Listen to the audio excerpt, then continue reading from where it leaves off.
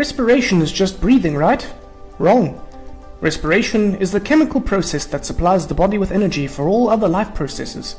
Growth and repair of cells, muscle contraction, protein synthesis, sending nerve impulses, absorbing molecules and active transport, to name just a few. It happens in all living cells, not just animal cells, but also plant cells. There are two types of respiration: aerobic and anaerobic respiration. Aerobic means with air, and so needs oxygen, whereas anaerobic respiration doesn't need oxygen. Let's start by looking at aerobic respiration. Aerobic respiration releases energy in cells by breaking down food substances whilst in the presence of oxygen. It is represented by this simplified equation. But don't forget the energy which is released. Glucose is broken down by oxygen to release the byproducts of carbon dioxide and water.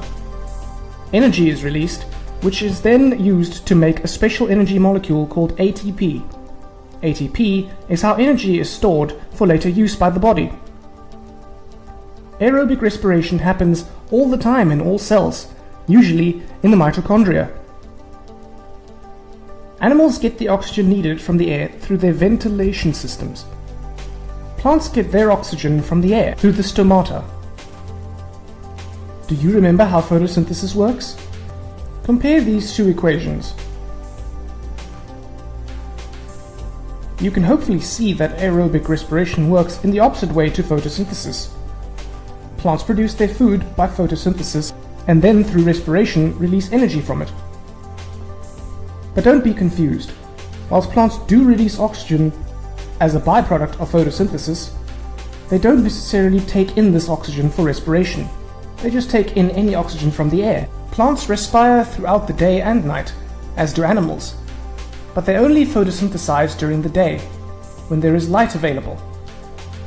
So this is how aerobic, or with air, respiration works. You just need to remember that glucose is broken down in the presence of oxygen to release carbon dioxide, water, and energy. In the next video, we will have a look at anaerobic respiration and how it differs.